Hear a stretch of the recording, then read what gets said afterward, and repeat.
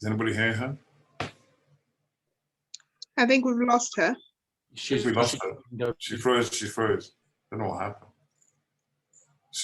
Let me ask. Let me try and see what.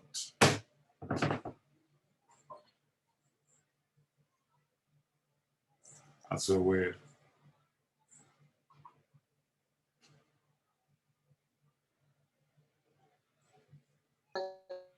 I mean, and thanks for. Oh wow. The internet is not going to let her be great. Because you have to turn on your mic. You're muted. Okay. Okay, so Nollywood started with just basically an ability to just get up and do something. That was really how it started. So over the years, you had people who were just making films for the fun of making films, and then it built up into the industry, which it is today. So you've gone from people not having work to do, then becoming very much into the creative industry, creating jobs, creating movies, and then getting the world's attention on this. So you have people creating over 1,000 films. As we speak, I'm in Asaba, where 400 films are made every single month. Now, becoming the president of AMP, we did some research. What did we find? People one producer may tend to make 5 films in a month. They're not looking at what they're really producing. So one of the core areas where I feel that the partnership with the UK will work is where I say to Obi all the time, capacity building, capacity building, capacity building. You have a lot of young talents who have so much energy, so much potential, but just don't have the ability to move from what they already think they know to the ability to do what they think they can do. So it's about us training them to get to where they can be. And these are where the potentials are between more collaboration between the UK and Nigeria. So if you understand that Nigeria's film industry is divided into many different areas. So you have the core Nollywood, then you have the Kannywood, then you have the Yoruba wood, which is Lagos, the filmmakers in Lagos, in Abeokuta, in Ilorin, in Ibadan. And then you have Kannywood, which is up north, which is with the hub being Kano. And then, of course, lately we've had another ecosystem group, which is the Asaba Wood, which is in the southeast, southeast region, where there are co-producers. Now, each of these regions have their filmmakers making films every single day. There's almost a production going on every single day, which means that what the PwCs and all the other consulting firms are probably capturing in their figures is just a baseline of our realities, because the cinema structure has been able to capture data of what is actually going on within the cinema space and the box office numbers, etc. But the other space of core Nollywood is still not gotten as much data. So again, there's a need there to have data to back up everything that we want to say about Nollywood in terms of numbers, in terms of the number of people employed. And that is another way that we can have collaboration. Over the years, we've gone from having our films on VHS, DVDs, and then, of course, the income of cinemas as well, which was there before with the new, with the Herbert Ogun days. Then we came back again. Now there's a new cinema culture growing again in Nigeria. But like Obi said, we are under-screened. We need community cinemas. We need people to invest in that. We need people to also build out those kind of cinemas that will take all kinds of films. We do consume a lot of things. So up north, you have a lot of consumers of the Indian Bollywood, and you have the same going on here. And then, of course, you have a whole, Britain and Nigeria has a long history. A lot of us are British trained, so we do have a relationship with England, whereby we would also like to see more British films available to us as well, for those of us that are partial Brits, like I like to call it. And then apart from the different ecosystems of training and having the DVDs, and which is still going on in the East, a lot of sales go on DVD.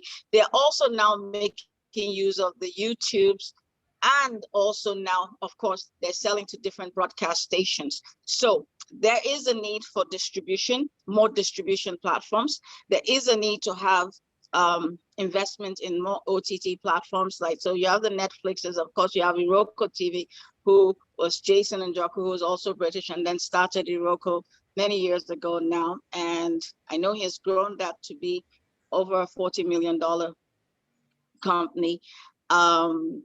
Then you have the TV stations that are buying content. So you have African Magic, you have Rock TV, and then just a few weeks ago, they launched the DSO, which has free-to-play TV on 60 channels coming up. And then there's going to be audience measurement. So it's time, it's if there was ever a time where collaboration would work in terms of training, in terms of content building for both cultures so that it travels easier. It's now the time for also infrastructure investments in terms of cinema structures, especially within the communities. We have 774 different local governments in Nigeria. When we did a research on it, just to aggregate it, you would find that to make it useful, if we could have 238, I believe it was 238 community cinemas, it will actually generate more jobs and more viewing for the films. So, and the 238 will actually cover those 774 local governments adequately, because some local governments are actually close by together.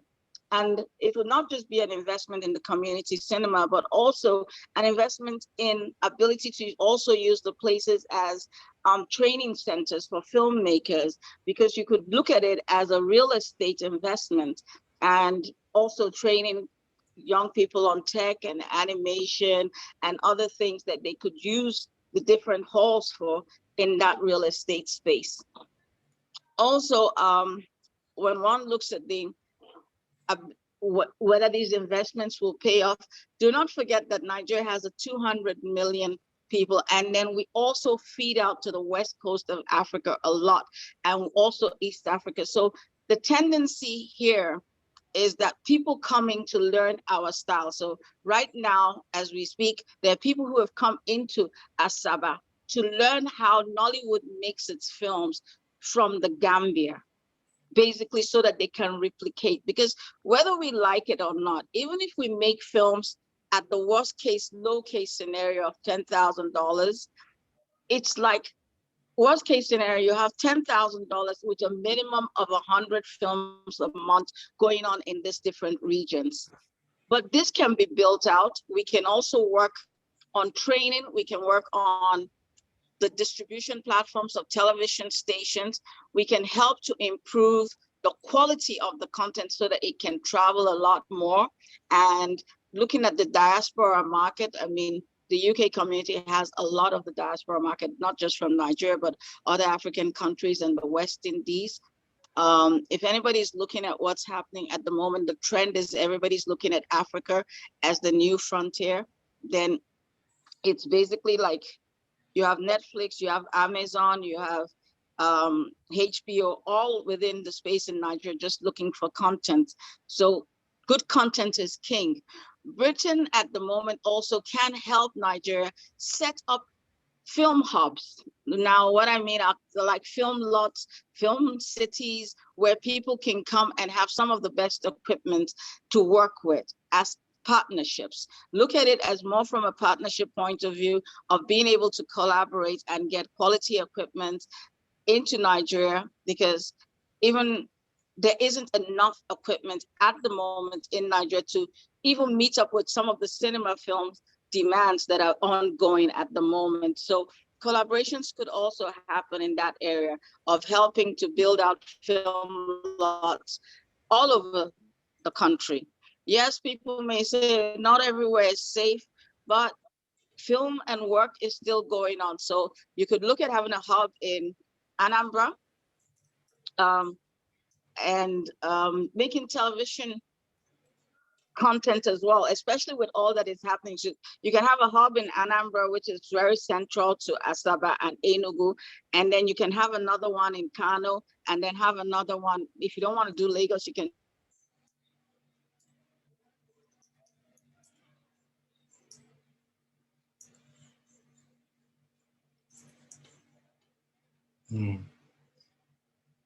We lost Peace.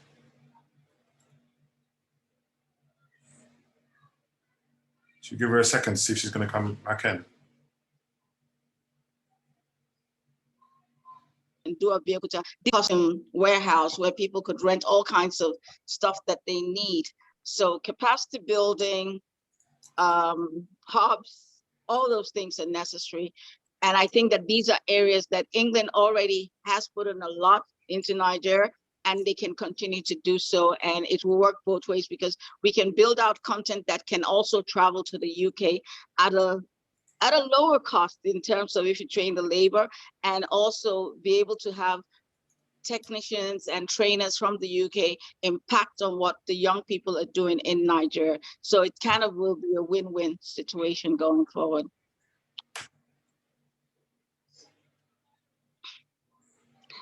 And then, I mean, let's not take away the fact that there needs to be financial investments, but investments come when there's stability and capacity as well. So that's one of the things. So the investments should be in building out the infrastructures needed and the distribution platforms needed for these things. So that's what I would say.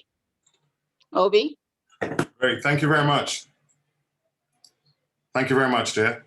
So technology is not going to let us win there. Yeah, we're about to get into the panel conversation now, and I'm going to ask Chioma Onyewe to come online. Chioma, where are you? I'm here. Great. Okay, so handing over to Chioma, who will introduce the panelists and is going to take us through the conversation. And it's a moderated panel. It's going to run for about 40 minutes. Okay, right, thank you. Over to you.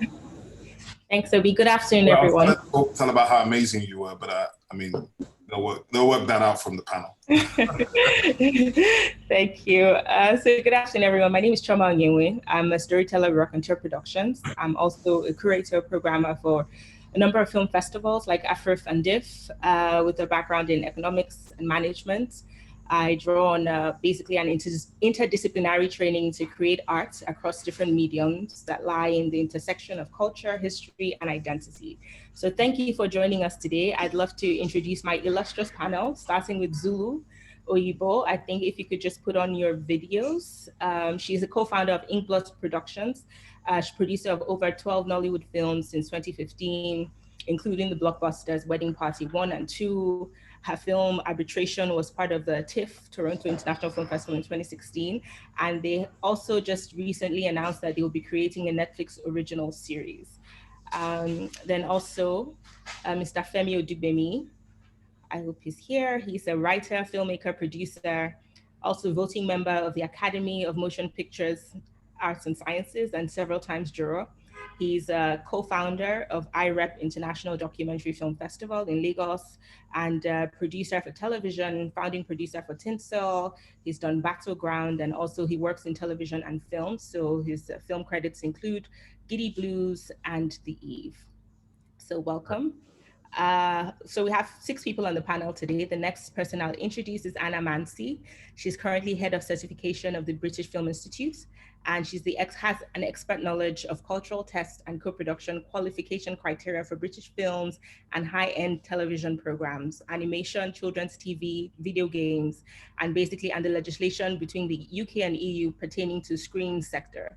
So the certification unit is also responsible for the administration of the BFI's diversity standard for lottery-funded projects. Also from the UK is Mr. Tony Humphreys. He's the specialist at the UK government UK Government Department of International Trade with a demonstrated history of working in the media production industry and IP. He's skilled in television, film, theater, and also a talent agent. I'd like to introduce Miss Balani Austin Peters. I'm not sure if she's here, but if she is, if she can put on her video as well.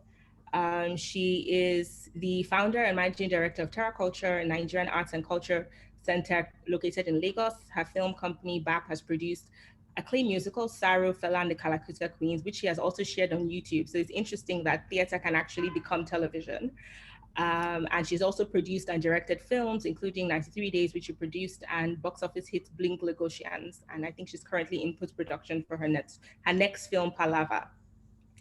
And finally, last but not the least, Mr. Moses Baba Tope. He's the group ED of Filmhouse Cinemas and MD of Film One Entertainment. And Filmhouse is the largest cinema chain in West Africa. And Film One is basically the fastest growing studio style organization in production and distribution. He oversees the theatrical distribution interest of Hollywood studios like the Fox, Warner Brothers, Lionsgate, and he also works in aggregation and film licensing and basically arrangements that delivers films, batches of films to platforms like Netflix. So welcome everyone to the panel. I think I'll just go straight with the first question to Mr.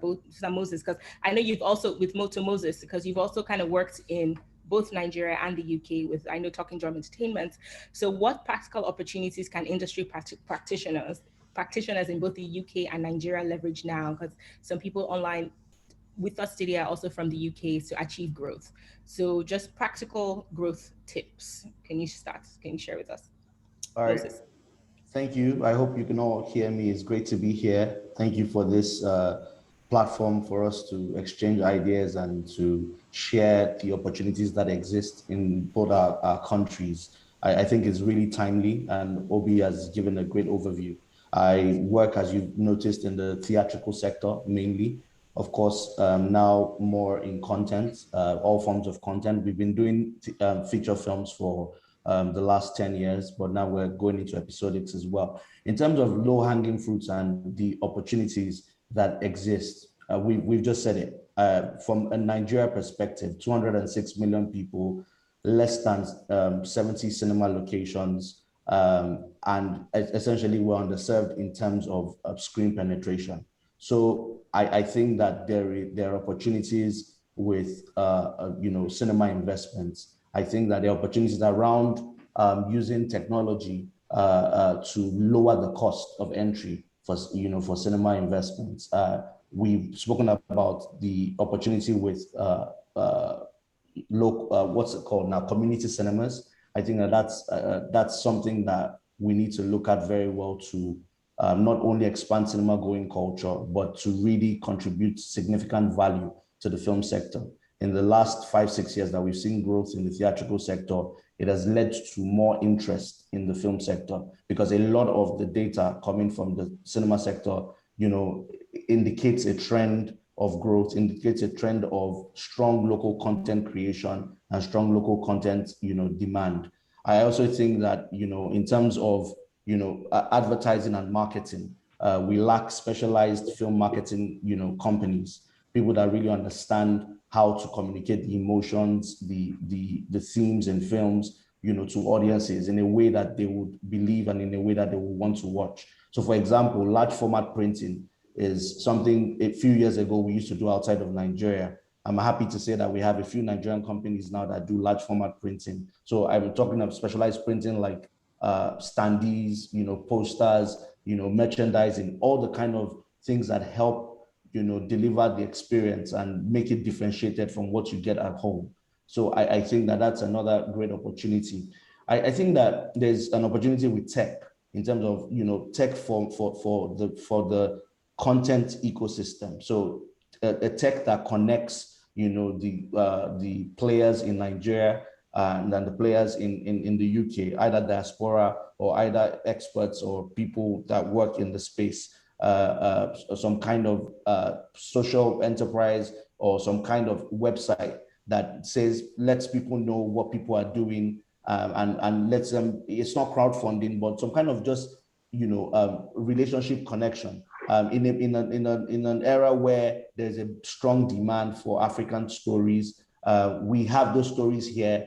We have the writers, but maybe a little bit of collaboration in the finesse and in the crafting of the stories to make them a lot more global. I think that kind of interface will really help. It's great to hear about Mr. Tony Humphreys' background and IP. I think IP protection and management is going to be very, very interesting over the next few years in the country. I think that those are also opportunities for experts, to step in and find a way, working with the guilds and association, working with the various regulators, to find a way to ensure that, IP owners are protected, to find a way that in the next few years, the IP continues to be, valuable. I'm very conscious of other people talking. I think that, studios and post-production facilities continue to be very, very important. We don't have enough of them, yet we're still very prolific in the amount of films we can do. Perhaps it's lacking in the technical area, but this presents an opportunity where we have sound stages. We don't have to have too many of them, but we can definitely produce better films or better content in controlled environments, with end-to-end, processes in place. So those are the things that, for me, lower hanging fruits that, for both sectors or both countries to connect with. As we go along, I'm sure I'll remember some things from a diaspora perspective more, but I've spoken from Nigeria perspective. Thank you. All right, thank you. Thank you for that. It feels like the low-hanging fruits, but basically existing kind of professional services that can bring to bear into the Nigerian film industry that already exists. And you spoke a lot about technology. I wanted to also, I think I'll just move to, before we get kind of like the UK perspective, let me throw the next question at you, Zolo. So in terms of, because we're talking about, the UK coming in as investors or UK coming into support in infrastructure. So what are the benefits? I mean, you're working in collaboration with international companies now. So what are the benefits for potential investors for this collaboration and these co-productions with the local creatives and local companies as an independent producer here?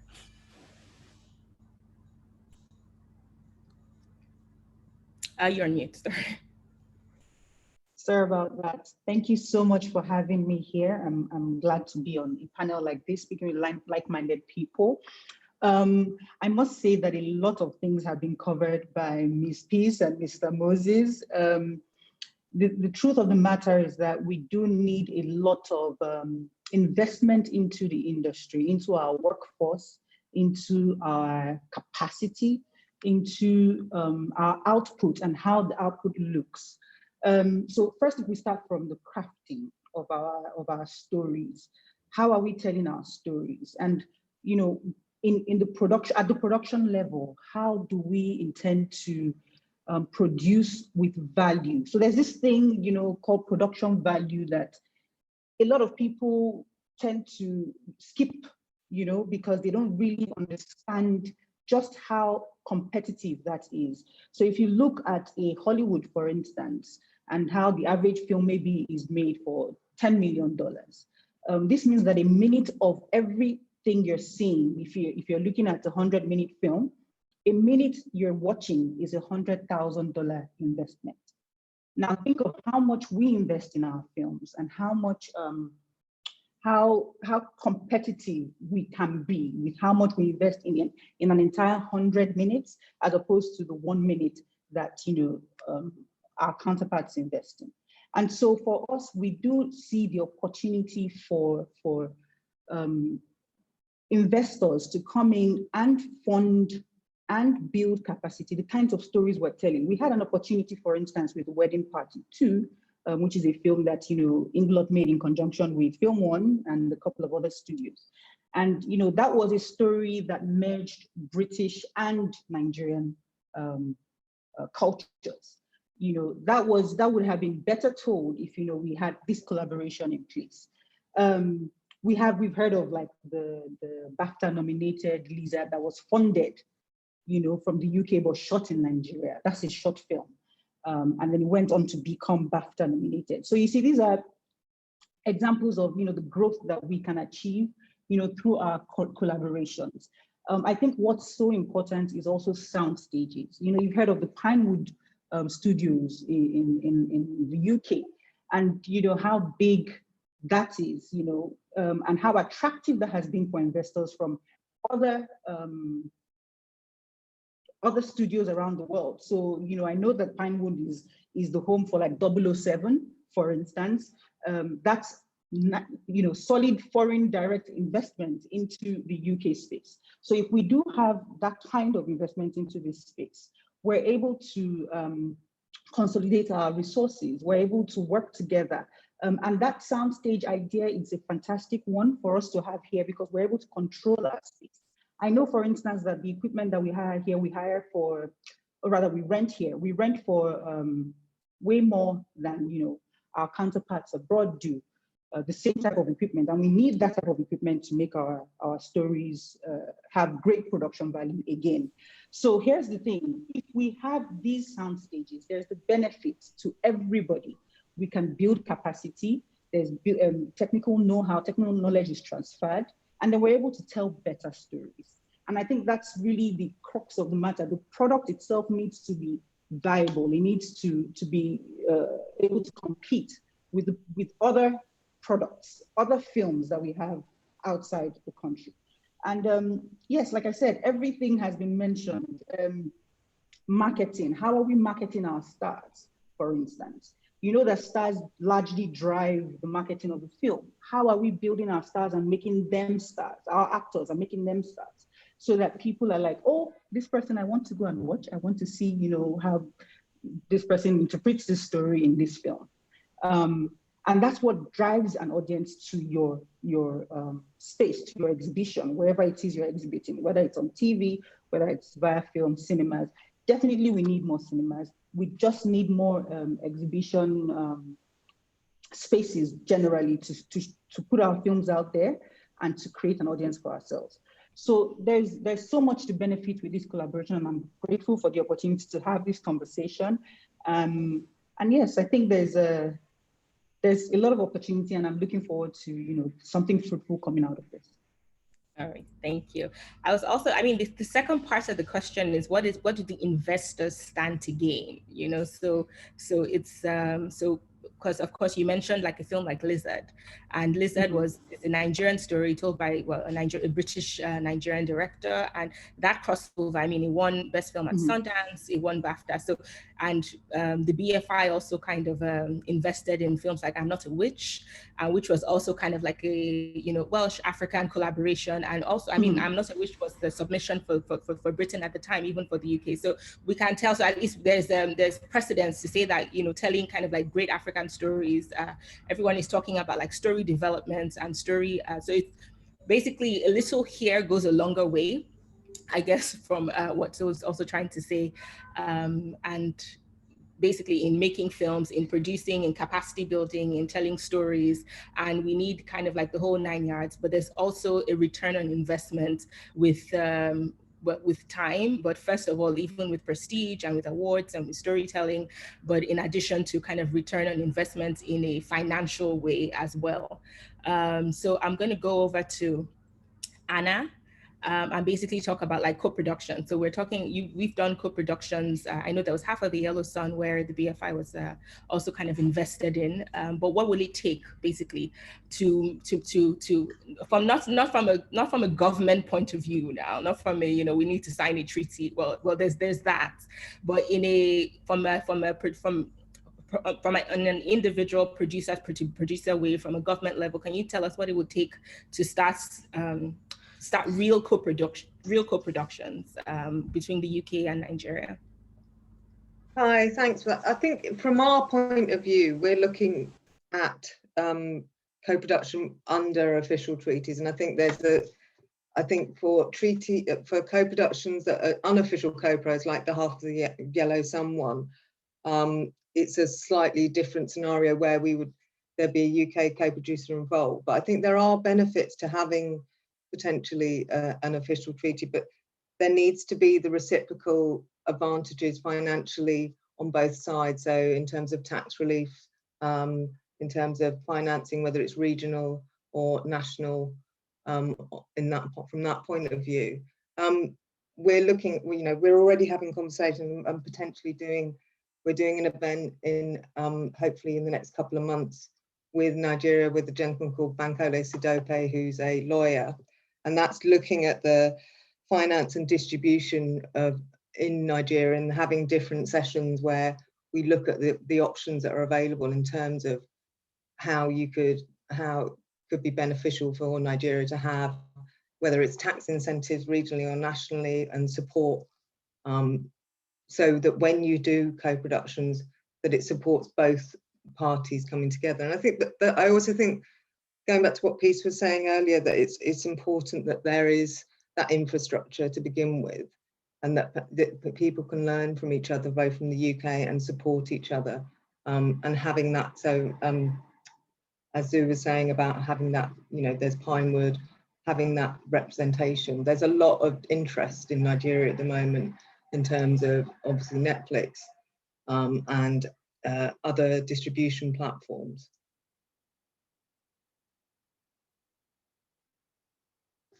And myself. Okay, so it's in I don't know. Well, I guess we'll get to that. I'd want to circle back a bit to Moses as well, just because I know there's some UK producers on here as well, and while we wait for the official treaties to take its time and take its place, and maybe I'll just kind of stress more on the unofficial treaties. And in setting up those co-productions, can you tell us a few of like the financial benefits in investing here? So for a UK investor coming from the government or coming as an individual, can you share a bit of that financial benefits into investing in the Nigerian film industry as it stands? Okay, thank you very much, Shoma. Very briefly, we were opportune and fortunate enough to raise a film fund in 2019. That film fund was raised by 3 partners, a company in South Africa, Empire Entertainment, and a company in China, Huawei Media. And we were able to do this without any formal treaties in place. I think, again, going back to the dividends of having the cinema, the cinema sector, was the box office numbers and the trends that supported local content, consumption. And I think it's worth mentioning that has been the main staple, of the cinema industry for the last 7-8 months since the lockdown. There's just not been enough content coming from Hollywood. In terms of the benefits, we're seeing a strong performance of films that typically, if the stories are well told, if there's a good marketing, if it's well dated, a lot of these films are returning investment at the theatrical window. That is something that is quite rare, apart from the very, very big blockbusters that are almost, set up with a lot of, cash to propel them, to succeed. In Nigeria, we're seeing a very decent level of success rates, with that formula in place.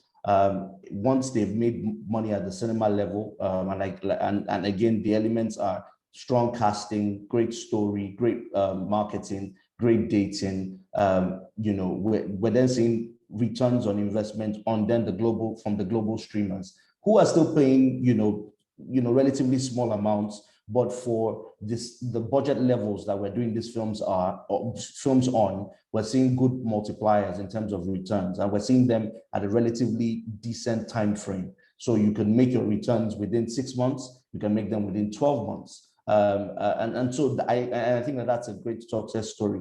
I think another benefit is that we're able to do very decent quality at, I don't want to say a fraction, so that it's not disrespect or disservice to the hard work and grit that goes into making these films. But the truth is that we have some comparative advantage in being able to make really, really decent content at, at a certain level. That makes us very, that makes it financially lucrative for the investor that goes in now. Of course, as it grows and there's more demand, we would have to pay people higher and would have to demand more in terms of the returns. So I think that's another benefit. Another key benefit is that we're able to, on some of our select films, we're able to open up, particularly the English-speaking territories. There are a number of our films that have opened in South Africa, that have opened in East Africa. We opened Wedding Party 2 in 22 countries.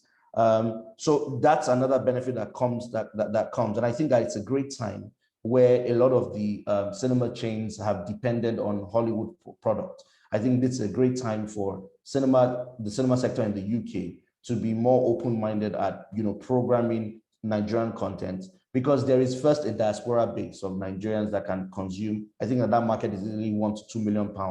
Obiasika will probably even know better, in terms of a strong theatrical performance. And I think that there are secondary layers to that audience base in terms of, sub-Saharan Africans in diaspora, and then consumers of world cinema, and people that just want to see, what, the country has to offer. So I think these are some, benefits that are there, and some of them that we've practically, tapped into, and more investment and more intense, more collaborative work. So another point is maybe being able to tap into the BFI's, P&A funding. I don't know whether they still do that now, to be able to broaden the number of screens that can be accessed. I think that these are benefits that are, exist from the sector.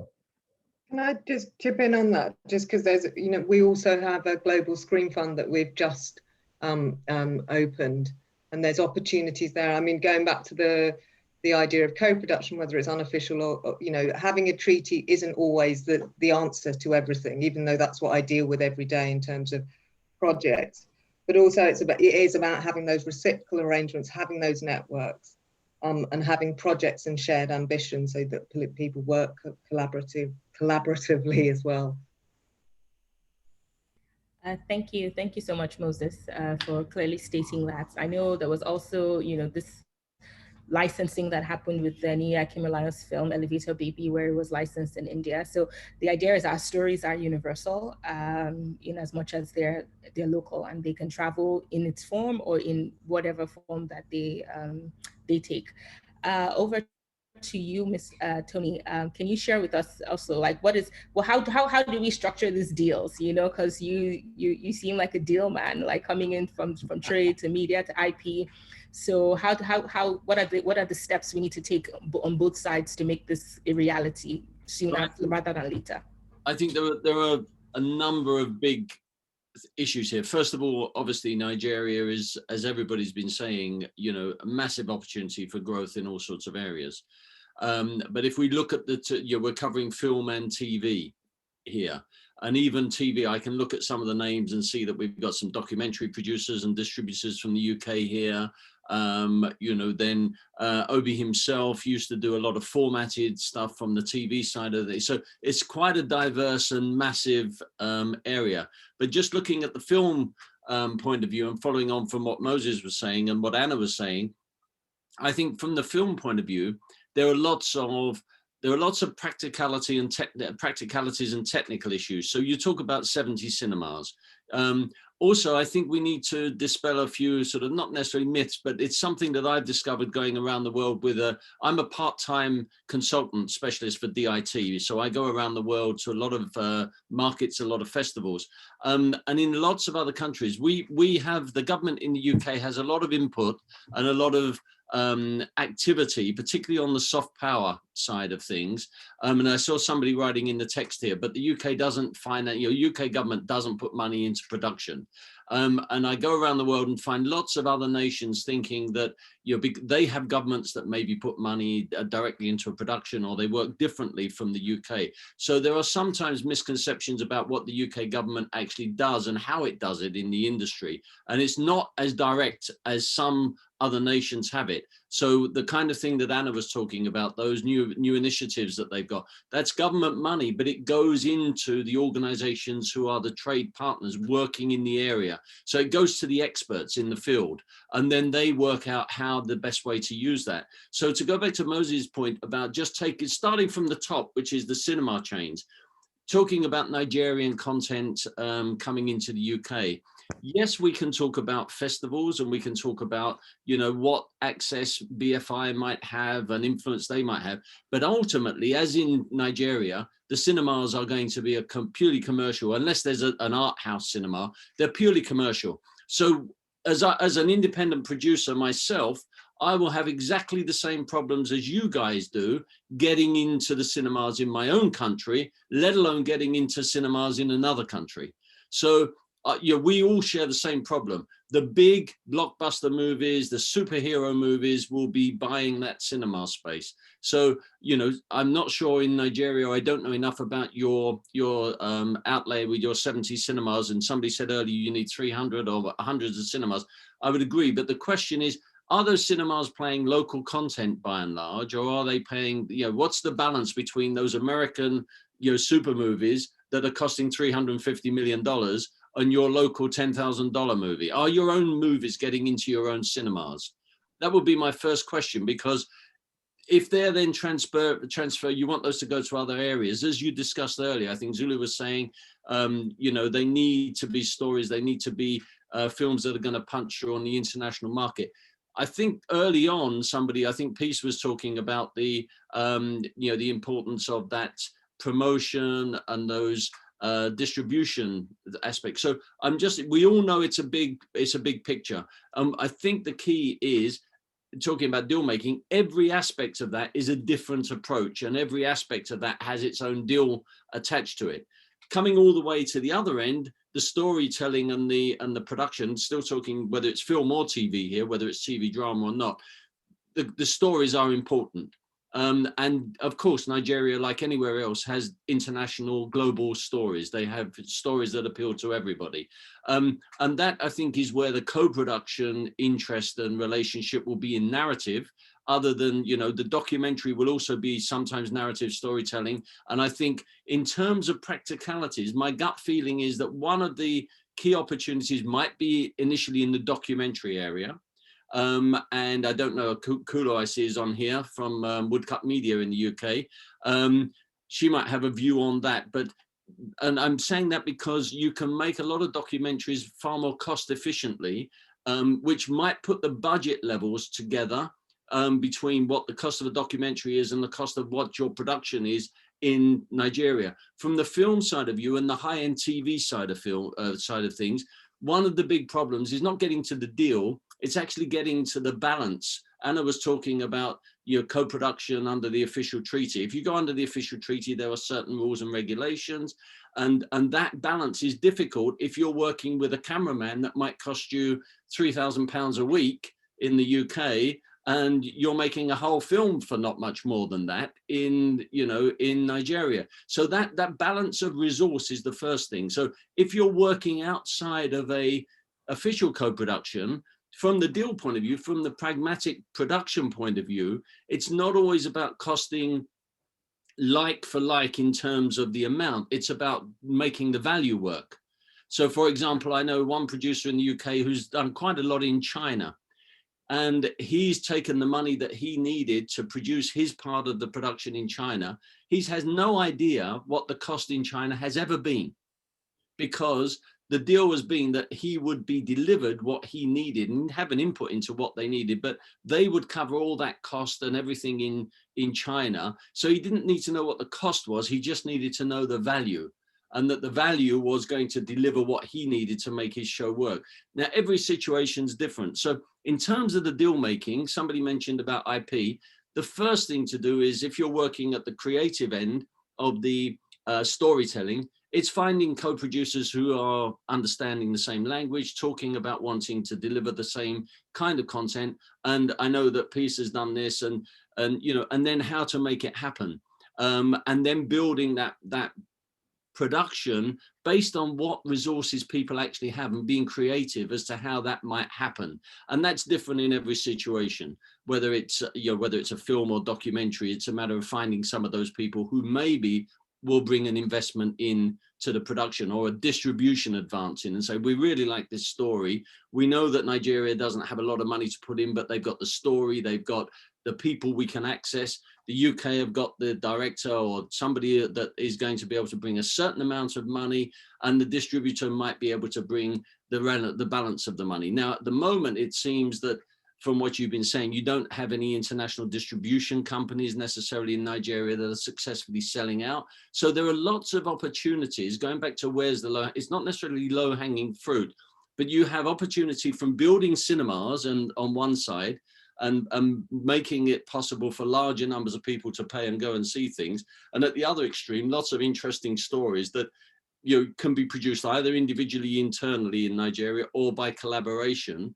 And through that collaboration, working out the best way to bring those stories to fruition. But the key difficulty, apart from the creative storytelling, the key difficulty is balancing what is at the moment two extremes of budgeting. And I think we've already mentioned education and training. Neil Peplow here used to be in a lot of training in Australia, and the BFI have got training programs for filmmaking, but that might be too expensive at the moment for Nigeria. So what I think it is that the commercial side of things will find a value and will find a level where commerciality will enable it to happen. You may find some of the distributors, international distributors, finding ways of bringing some of those Nigerian stories to life through co-production. And the benefit to them is if it works, they'll make money, but also they're introducing themselves to the Nigerian market and the creatives in Nigeria, where they can establish themselves as maybe more stronger distribution houses. A lot of the British production doesn't get distributed by British distributors. A lot of the British distributors distribute programs and films from lots of other people. So it's a complex story, and I think the deal-making side is different at every stage of that, because it's not just about the deal-making, it's about the creativity to make the project work in the first place. And then the deals are built around that approach. Okay, thank you very much, Tony. That was very extensive. Moses, there was something he mentioned. Did you want to respond to that? He asked a question, around what number of local films do we show in our cinemas, just to before we. Yeah. So I was just also going to say to Tony, maybe after this, I'll send you a few things about Nigeria. The high-end films are not as low as $10,000 or $20,000 or pounds. They're multiples of that. Is still really low. But in terms of the cinema landscape, I think what makes it exciting is that local content. I don't know, I mentioned it before, local content is really, really growing in terms of, consumption. In terms of quantity of titles released versus Hollywood or any of the main staples is 50-50. Last year was about 56 to 44% in terms of the value of box office.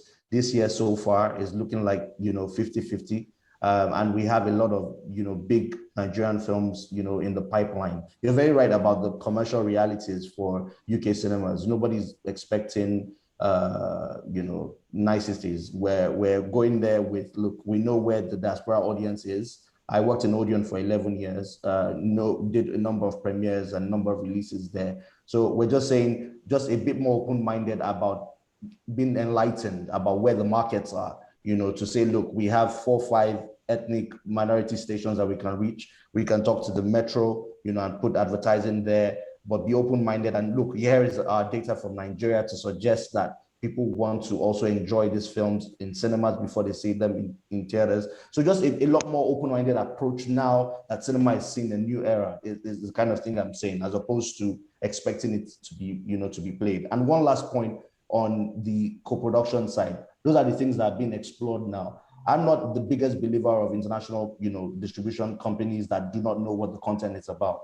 Maybe I'm plugging in my company. We know exactly what it's about. We license to, international players. The idea is to find partners, like you said, and find creative ways, to ensure we do stories that are globally compelling and get the right value for it and continue to build the industry from there down. And just one point there to Moses, Choma, is with regard to that, you're finding those stories is one thing, as you say. Just to put it in context, I'm actually developing a TV series at the moment for young people, which has it's basically West African, Nigerian, Ghanaian family in London. And so it's definitely a West African community sort of based in London. But just my ballpark figure of that would be that per episode, that would probably cost £400,000 per half hour. So, that's, because it's a live action sort of half hour. Now that's a high end for that particular kind of program. And some of that could be done, one or two of those characters will be based in Africa, and there's the possibility of coming down doing that. But the differential in price for that kind of project is very wide. So I think you're right to say that it is about maybe finding those African stories or those African UK stories. I know 1 or 2 people here have actually come over to London and post-produced their shows that we were talking about earlier, about TIFF and African shows, Nigerian shows that have gone out. And for that quality, you have come into London and you have done that. But that's a big budget change for a lot of the majority of the Nigerian companies. But if they're doing that, that's the other area where the BFI and ANA in particularly works, because there are cash benefits that the UK companies can then access and the tax credits to make that more accessible. But I think the initial thing is, how do you bridge that gap between the difference in pricing? And it has to be story, because we know that some good stories will transfer regardless of how much money is being spent on them, as long as they are well produced and as long as they're telling the story well. And that's why I think that not to underestimate documentary as one of the possible gateways for quicker collaboration. Thank you. I think another opportunity for quicker. I'm going to come back to you in a second, just because the next question is coming to you. But I think Mr. Femi Odubemi he's not here with us, but he was going to kind of speak more around kind of like documentaries, and it's. I guess the idea behind having these conversations is that we're all doing things in individual pockets, like we're meeting individual filmmakers, and this story is already being made, like Lizard was made and he came down, found a Nigerian co-producer. There's a BBC series being made about the Biafra War, I think at this point as well, but it's been made in the UK, and it will come down to, who would execute in the Nigerian leg of it. So how can we start to create a more standardized method where it can now build an industry on the back of that, and it's not just like one producer here, one producer there. And that's, I guess, why we're having kind of this discussions as well. So we already know how, we already kind of get things done in the way we get things done, so, but we want to do things in a more structured way. So I guess that's what the things that we need to kind of think about as well. So over to you, Zoe, first your points and what you were going to say, and if you could kind of follow up with the question, as a producer, what kind of collaborations are you looking for, and speaking on behalf of Inkblots or individually, for international organizations, if you can talk about the ones you have now, and what are you looking for? Like where are we? Yeah, what is ideal for you? Thank you. Okay, thank you. So I would think that another practical opportunity would be in animation, to be honest, because that way you can actually even outsource the partnership, the creation of these stories, right? The partnership can be there, but the post-production houses are here. So if we can tell these stories, now let's bear in mind that the reason why a lot of Nigerians or a lot of Africans or even everyone around the world that's outside America understands the American culture is because of Disney. It's because they used cartoons and animation to tell their stories. And they appeal to an audience that is very impressionable. So if we can do that with our stories, like Obi was saying about Shango and Thor. I mean, why does everyone know Thor and no one knows Shango? It's because we're not able to captivate our audience properly yet. So that's the opportunity there for a great creative story and a great collaboration between ourselves and the UK. And beyond that, I believe that I want to hammer consistently on the soundstage opportunity, because it is beyond even waiting on returns and revenue from the films that you've created. There's a lot of revenue generation just from the logistics that goes into producing films, right? Using sound stages, using film lots, film hubs, you're able to make returns on investments quickly, even before the project is finished, even if before the production is finished, before distribution and all of that. So there's that opportunity there. But we do need to work closely together, I believe, to tell the African stories. I don't believe that the stories we've even started to tell them, because to be honest, to drive this industry, this Nollywood film industry, we need commercial stories, because that is the only thing that appeals to investors. And we do need funds, we need investment. So for anyone who is going to come into this space, they need to see how viable it is commercially. And so we need to tell these commercial stories first and foremost. That is my understanding, that is my opinion, and that's my suggestion. And then beyond that, we start to see the people who are more what's the word now? They're arts aficionados. There are people that are very interested in building the art scene and all of that, coming together and doing art films that don't necessarily make revenues as quickly as commercial films do, if at all. So for us, for my company, Inkblot, for instance, we're very keen and interested in partnerships with any international body that is willing to allow ourselves tell our stories. In as much as we're partnering, the partnership should make sense to both of us. And so far, what I've seen is that even with us, because again, we're trying to be commercial, we're telling stories that scratch the surface of the actual kinds of voices that we have here, the kinds of stories that we have here. So definitely these collaborations are very welcome. And I hope that, you know, we were able to get something out of this. To be honest, I cannot hammer on the sound stages and the film lots enough, because even beyond us, Ghanaians, other African countries, international companies from Bollywood, Hollywood, wherever, they can, you know, come in and use those spaces to create their own films, to create their own content. And then that would also open opportunities for collaborations with them as well, to tell our stories, to tell their stories. It's really a win-win, to be honest. So, yeah. Shoma, do you mind, please, if I just mention 1 or 2 sentences? Okay. Okay. So we're going to do a closing round. Okay. But just hold on to before that, because I know we've been kind of like heavily invested in film, I guess, because of the panel that's been represented here.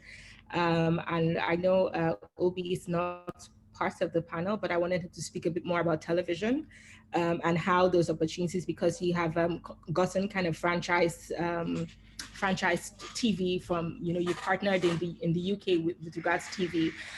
So if you could speak to where the opportunities lie with that, with television.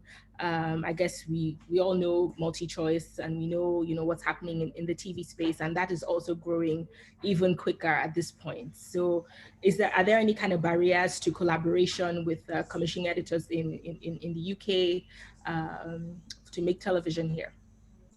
I mean, thanks a lot for asking me, and thanks for letting me sneak in onto the panel. And hello, everybody. What I was going to say is that I think a lot of times in Nollywood and in Nigeria, everybody's talking film, which is great.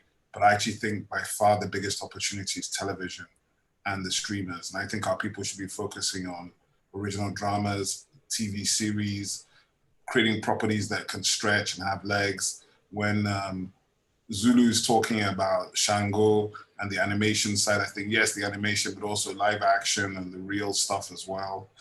I think in terms of, obviously, I was involved with some of the formats with Endemol and with Tope, and we've done, you know, we did frankly with proper budgets in the realms of what Nollywood would get. We were doing proper budgets for shows like Dragon's Den, for Big Brother, for The Apprentice Africa, which we did on terrestrial. But I think that one of the things that needs to happen in the Nigerian market is the Nigerian market is in the process, God willing, of resolving audience measurement. And as audience measurement gets resolved, that will begin to create a situation where the local broadcasters can begin to actually commission based on some data and information. And then the advertising industry can get behind programming. So that is an ecosystem that I actually think can deliver, because, you know, in one of my other roles, I lead the technical working group for the sector in terms of Nigeria gender planning. And what we've seen in the numbers and the focus groups we held is that the advertising on free-to-air television is about $400 million per annum. And most of that production is done locally in Lagos. A little bit of the production is done in terms of advertising commercials is done outside the country. But if we unlock audience measurement, we could easily be at a $1.5 to $2 billion market by 2025, which is literally around the corner. Now, in that situation, if that happens, 75% of the production of that content is going to be local production. So that's the opportunity for Nollywood, for local production companies, and for international production companies who are ready to come into this market and partner with local production to get into building that ecosystem. So yes, for me, television is still going to be absolutely enormous. I think the streamers, yes, you know, multi-choice has clearly been the key driver, apart from local entrepreneurs, because local broadcasters here are not really commissioning. But I think you're going to see that HBO, Disney, Amazon, Apple, they're all going to be doing more here. YouTube is doing some here. So definitely, and what I'm looking forward to seeing and hoping to see is that BBC, Sky, Channel 4, the UK platforms who should actually be looking at whether it's music biopics, whether it's documentaries around people like Fela Kuti, King Sunny Ade, Afro beats, Nollywood. I mean, there's so many stories from fashion, culture, cuisine, jollof that we could be making that we are not making. And I think that it goes way beyond film. That's basically what I wanted to say. Thank you. I hope I answered you. And okay. Yes, you did. I think it went up from my end. What do you want me to say? Did you ask me to say something else? I think we lost that briefly. No. No, Can you hear me now? Yes, okay. we can hear you. Okay, great. I guess like the internet would always disappoint you here. Don't worry, it happens all the way. Don't worry. But yeah, so in terms of like documentary space as well, because I know I'm coming from a festival background, and the last Oscar was won by South African documentary. This year's Oscar, My Octopus Teacher. And so the documentary space is really, really where East Africa they have Softy is nominated for a Peabody Award at the present, and I think it was almost part of the long list as well. So, and that's a Kenyan documentary. So there's enormous space in the documentary field, especially because it's easier for producers to kind of like piggyback and commission and get commissioned even for the documentary space. For the documentary films also. We're going to I'm going to round up the panel so we can open up words, last questions. I'll start with Moses before we open up. All right, thanks.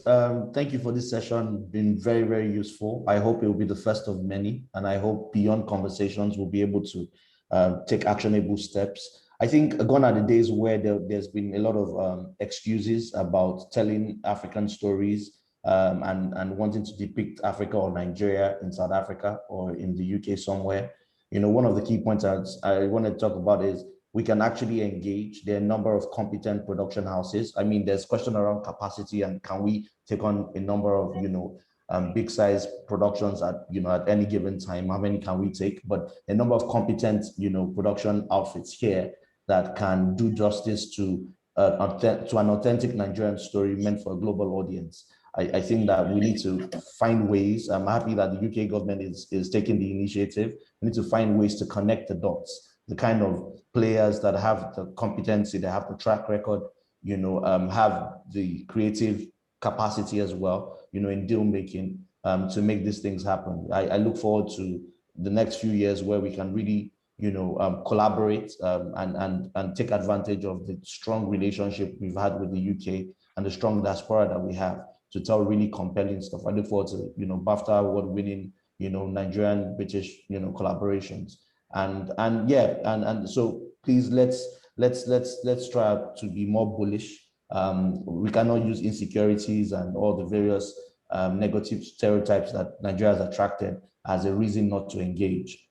There's something that everyone sees here, and let's make sure that this is not opportunistic.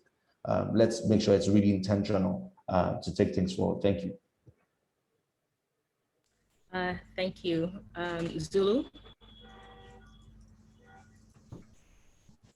I'm grateful for the conversations that we've had today. I believe that having these conversations continually would help us actually unlock the foundational steps that we do need to take to make our industry bigger, make our industry, the stuff we bring out of our industry travel wider, and to push our content wider, and also to invest in ourselves, in our building, our capacity building, in the employment of people who are going to come together and make these films as great as the competition is. And so I look forward to a partnership, that is beneficial to both parties. And I hope that, that comes to fruition soon. So thank you for having me once again. And I'm always open to have these conversations all the time. Thank you. Tony, any thoughts? Yeah, so I think good producers, wherever they come from, want to tell good stories. They want to make good content. So therefore, there's always a mutual interest and the potential for collaboration. So where there's a will, there's a way. And if you can get those stories and somebody can be interested in helping bring that story to the international marketplace, then it's about compromise as well to make that vision happen. Certain deals have to be made. And even when there are big disparities in terms of value and cost around the world, if you get those relationships with which this kind of event starts, collaboration, conversations between mutual interested parties who want to tell good stories, whether that be a feature film, documentary, or whether it's engaging an audience with a TV entertainment format, the conversations, the collaborations are the starting point, and where there's a will, there's a way, and it should be able to be made possible. Thanks, Tony. Anna? Hi, so also thank you for bringing us all together for this. I think it is a fantastic opportunity to start the conversations, and I don't think, as Moses was saying, I hope it's not going to be just, we're all talking about it. I think there is positive moves to go forward and actually start bringing together more conversations and having the conversations about all the collaboration that we can do, and whether that further down the line, that's having co-production agreements, etc. But it's actually working together, telling stories together and learning from each other. We will, I think we mentioned it before, but we will share the information about the event we're running in a couple of months as well. So if anyone wants to join, I think it's important to start putting people together as well and having those relationships so people can see what stories they want to share. Thank you. Thank you. Hope there'll be gin and tonic at that event, because that's what's missing from all the webinars. Thank you so much to the panelists, to Moses, to Zulu, to Tony, and to Anna for coming and joining us today. Thank you to Ms. Peace, Osigwe, to Ben, Shim, Naklin, Chiki of AfriNolly as well. Thank you all for listening. I think I'm going to hand over to Mr. Obiasika to take questions from the floor. And we hope that this is the beginning of, or the continuation of fruitful relationships, and we can start to connect. I see that there are people sending in their emails and everything to connect with UK Nigerian producers. So I guess as always, just leave the door open and we'll sort the rest out. Thank you. So Obi. Hi, everybody. Thanks, Chioma. Wonderful moderation. Thanks for managing everybody so nicely. And yeah, I'm just supposed to be here really to sort of help. If anybody has any questions they want to ask, we can put them in the chat and I can direct it to whoever is supposed to be answering the question. I think we're supposed to have 20 minutes, but it's really up to everybody how long we have here. So if there are any questions or any comments or anything specifically that you feel wasn't touched that you would like to bring up, please feel free. This is the time to raise your hand or drop your comment in. It's an open house.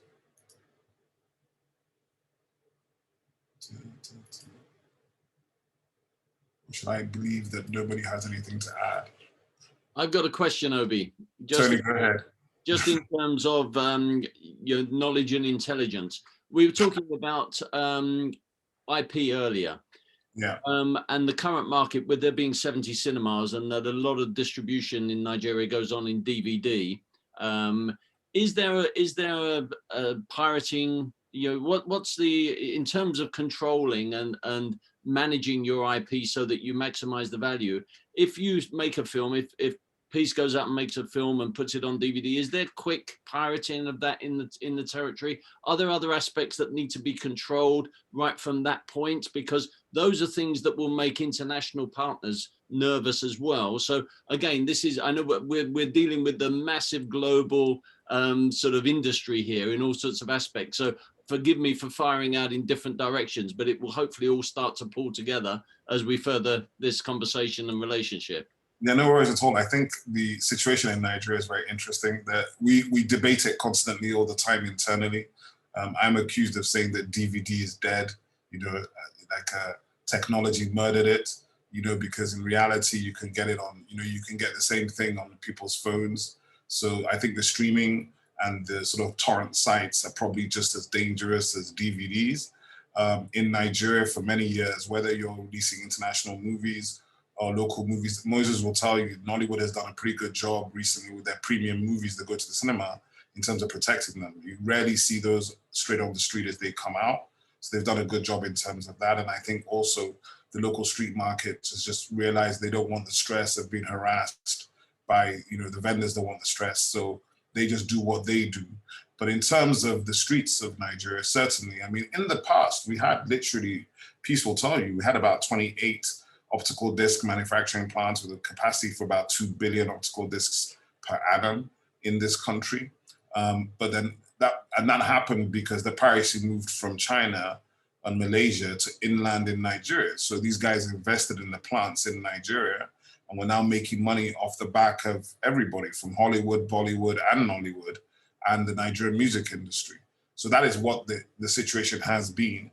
And even though we have I think we have strong IP regulation, but we don't have strong IP enforcement in terms of piracy, because the Copyright Commission just does not have the funds, they don't have the resources to police it to that level. So unfortunately, what I would say is that in terms of the physical product on the streets of Nigeria, very few producers are seeing revenues or returns from the streets. You might find that some of the people who have closer relationships in the specific markets, as Peace mentioned, Asaba, then you will see that there's some opportunity there. Beyond that, though, I'm not 100% sure that many people are seeing returns from the streets, but I'd like somebody else, like maybe Peace, to speak to this, because she's very much involved in this issue. Peace, do you wanna unmute and go ahead, if you're there? Yeah, hi. Obi, do you want to just, because I missed your last bit, network issues.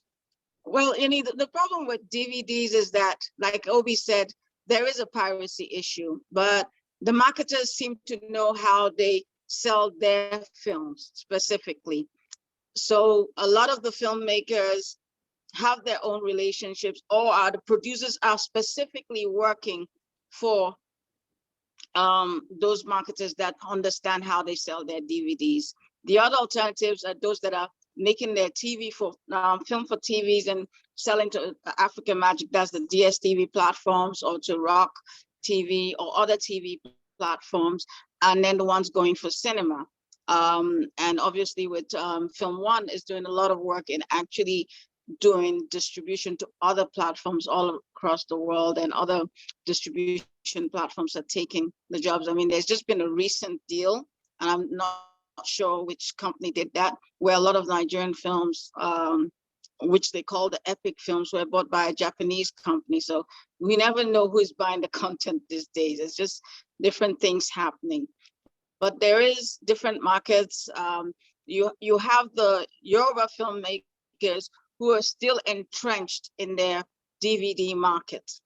So they have a distribution platform on their DVD, and it works for them. So they're averaging probably 50 to 70,000 copies of most of their average films on DVD. And it just people find their own ways of trying to make a living from this right now. And it sustains a lot of people. That's the funny thing with Nollywood. It has its own ecosystem. It has its own audience. And that's one of the potentials I also see for British companies, is to look at what they can do with Nigeria as a base to reach out to all the other African countries as well. Tony, just to mention that I think that with the proliferation of more streaming platforms, and we're going to see a lot more happening in Nigeria, there are going to be more bullish moves going on, and the reduction in data costs. I think, I don't want to say piracy will be negligible, but I think it wouldn't have as much impact. And like Peace mentions, there's an ecosystem that works off trust, off relationships, that is not really data proof, and works for that sector. But you're finding out that if you have made compelling content enough, there are enough platforms available to license in the second window or third window after maybe you've done exclusive. Another key point is the advertising VOD, so the YouTubes has also democratized, and even Facebooks. You know, a lot of the guys that are doing the straight to DVD stuff are already, and that's an area we're studying very keenly. You know, the number of these guys are making a lot of money, you know, by taking their stuff to the AVOD platforms. And so I think the more and more we see and early movers into the sector to find a local market, you know, for local platforms, I think that the DVD piracy concerns would start being eliminated or would ease away. I think. I don't know what Obi thinks. The only reason I Fantastic submission, Moses. Oh, sorry, Yes, sorry. Now I was just going to say that, yes, exactly what, because I unmuted to speak, and exactly what Moses said is what I was also going to bring to the table, because the thing is that I think it's not even peculiar to Nollywood alone. You know, every industry combats piracy, right? So for anyone who's coming in here to do business with us, we do know the ways around it. We're working hard as well to tackle this menace, but you know, there's still opportunity even in spite of this, of I mean, the reason I asked was I was playing devil's advocate a little bit by putting an investor's hat on and saying, okay, where are the financial opportunities? And if the opportunity on the piracy reduces the income stream for you guys who are the locals, then it seems to me there'll be a level of nervousness about investing on the basis of return coming from the local market. But that doesn't mean that people can't work together to help bring those stories out and maximize the value from outside of the market to make Nigeria's income an additional benefit rather than the primary income for the local producer.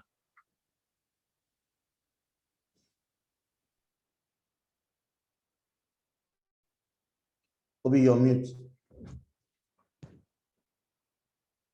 Yeah, Tony, I think you're right. I think it's a two-way situation, and certainly, I mean, the piracy issues are real. They're not. There's nothing you can run from. But at the same time, the market is real, right? And it's something you mentioned. I mean, I really have to find out more about this West African drama that I'm not in, that you're doing, because I think that's really the future. You know, I think there's just a million untold stories both within Nigeria, and as Zulu was saying, we haven't even scratched the surface of our own original stories, and the sort of range of possibilities in what we can tell.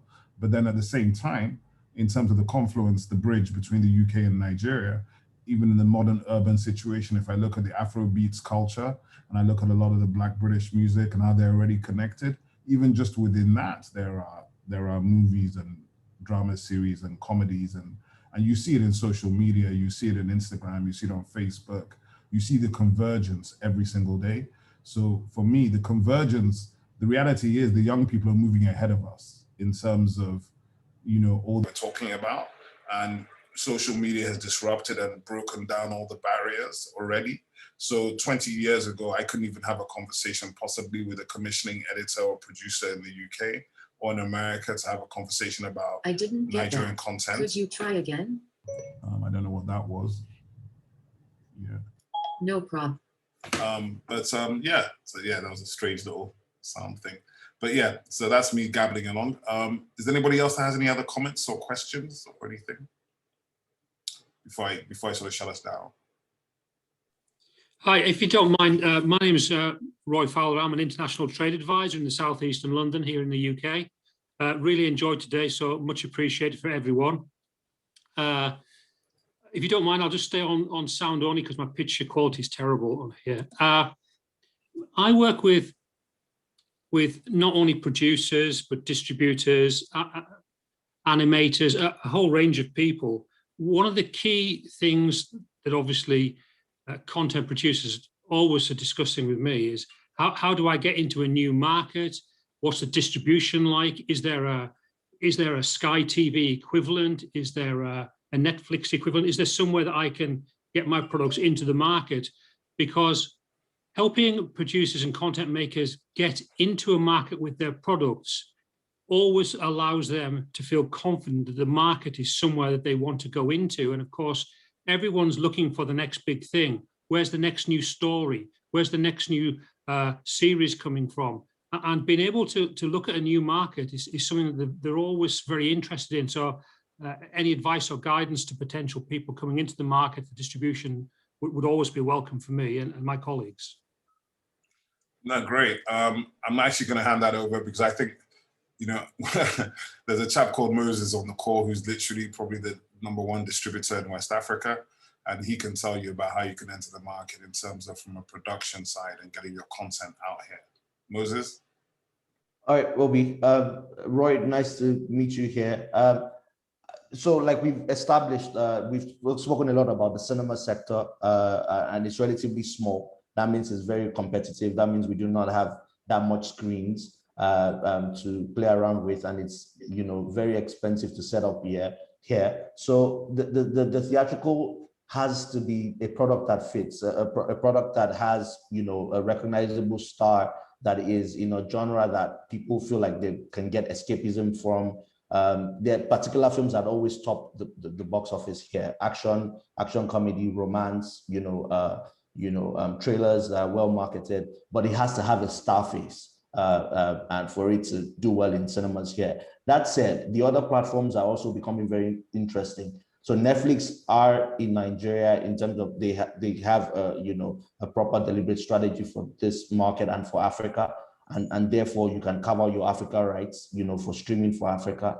Amazon are on their way, and they're having very intentional talks of coming to the continent. Therefore, you can also carve out for the global streamers. That they're the two that have, that made it very intentional that they're doing something here. Of course, there are pay TV stations. A lot of the local pay TV stations play local content. So I would focus a lot more on the local streamers, carving your rights out for the local streamers, either to license exclusively or non-exclusively. To be honest, I'm struggling to look to find the other outlets. The telcos are also launching TVOD platforms, and I think that will be very interesting soon. As you know, a lot of these VOD windows are kind of merging, very quickly. So it's a difficult one to call, but the streamers are here. TV, I think when we do have the free TV, the DSO thing is happening and audience measurement is happening. I think that would also become an interesting sector for films to come on. So mine would be to carve out the rights for Africa rather than sell globally, because the streamers are here and actively licensing. Okay, I appreciate that. Thank you very much. Thanks a lot. Is anybody else that has a comment or anything? Neil? Yeah, I can see Neil. Go ahead. Just a quick comment around the Global Screen Fund, which we launched a couple of weeks ago, which has been set up to develop relations with territories like Nigeria, and it's actually one of the key territories that we're looking at. We're currently in talks around how we can create more co-productions between the two countries. As we posted in chat, we'll be setting up a session in July where we'll be able to talk more about that, and also to create those networks with UK producers, which will help build, I think, the most important thing, which is the relationships that are required to get films made between these two countries. We already have networks there because of our shared heritage and history, and I think we can use those to come together and have a really positive partnership moving forward. So please do contact us if you want to be on the list for the session in July. And I think the Global Screen Fund is an exciting way to leverage all of this positivity that's here today into an actual outcome, which will hopefully mean that there'll be more productions between the two countries in the future. And I'd just also like to thank Obi and everybody for this session today. I don't know what just happened here.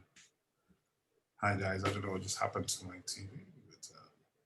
I'm seeing somebody else's screen. Okay, just came back. Obi, can I make one more point? Yeah, go ahead.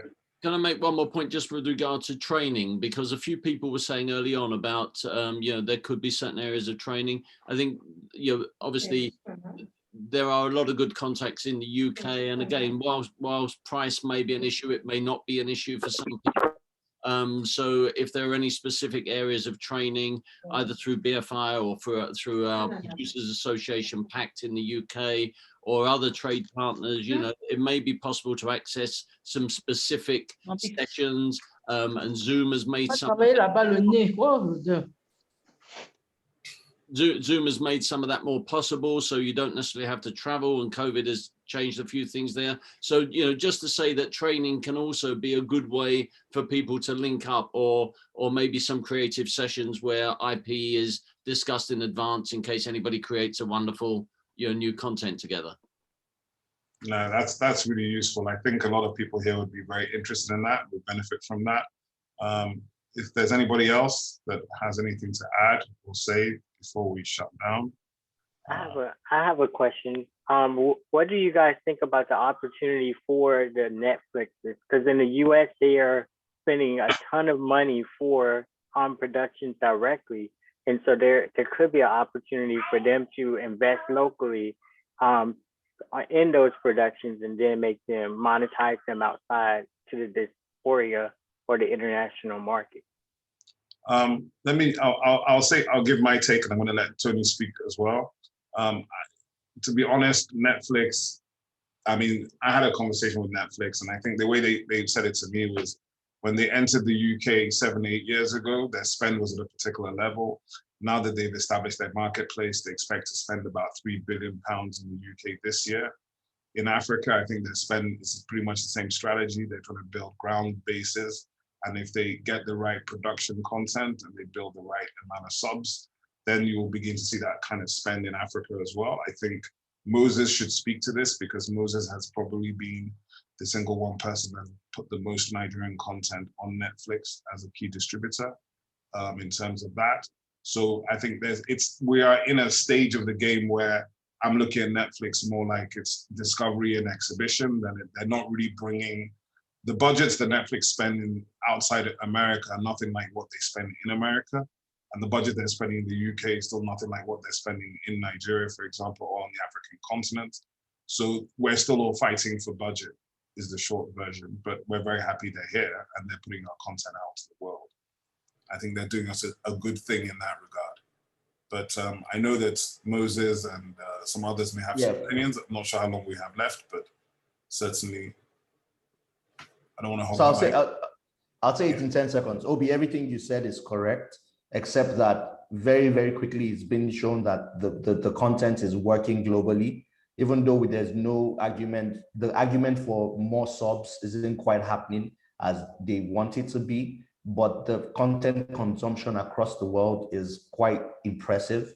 And I feel like that would, I should be guarded here a little bit, that would accelerate the investment in the continent or in Nigeria particularly.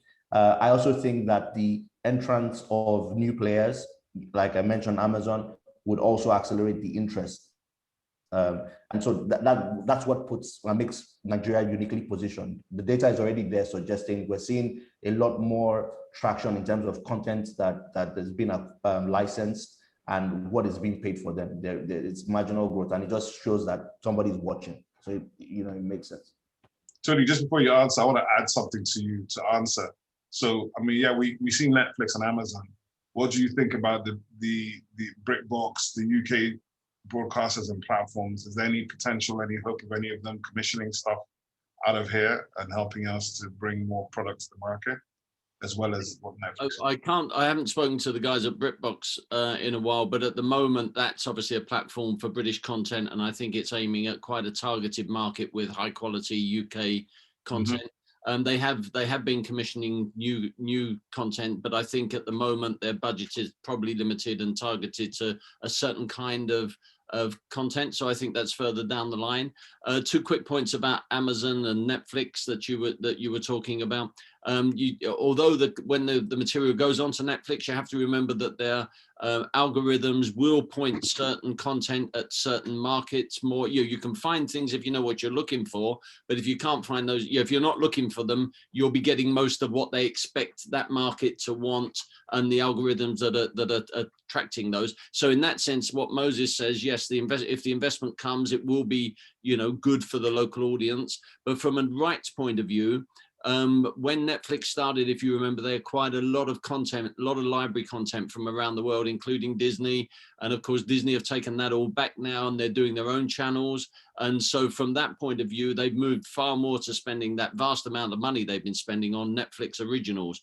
So unlike what somebody said just now, if you go to Netflix and it's an original commission, the chances are you won't get any income from the rest of the world, because they'll be buying it globally for their platform. And the way that they work is that they'll take the production budget and they'll add a sort of a production fee onto that budget, which will also act as a contingency in the first place. So if you overspend, it will come out of that contingency. If you don't overspend, that will be your profit, but that will be all you get from it. Now, that's not necessarily a bad model. In some ways, it might guarantee a certain level of income for a producer in what is a difficult market to generate income. But don't think that original commissions might give you a long tail from an income point of view. It probably won't. Right. So none of us are going to become Shonda Rhimes overnight. That's what you're basically telling us. and Tony, you lose ownership as well, right? Yeah, of course. Yeah. Okay. I mean, I don't know if we feel we're done. I kind of feel like our time is up. And I'd just like to thank everybody, especially Chioma for the way she moderated the session today. Peace for her overview of the industry and the segments, all the panelists who spoke, the audience, of course, Chim for getting me into this thing, and Ben, the Deputy High Commission, for supporting, because I think for me, the most important thing, I think, which could be really important and make us go forward and do things that are tangible, would be to see how we can actually formalize these conversations and maybe form some kind of UK-Nigeria Creative Council. I just said that, I just made that up right now, so that we actually have a platform to drive these things forward permanently. That's my giveaway. Question, sorry. On the platform. Yes, I asked the question on the platform. My name is Yvonne. I'm an upcoming producer. And my question is to Tony Humphrey. Yeah, you were talking about the training, and I asked the question, is there anything that you guys are going to put in place for people that want to go for all this training and don't have sufficient income or sufficient money to pay for it? My apologies. I did see your note in the text there, and I was going to say about that.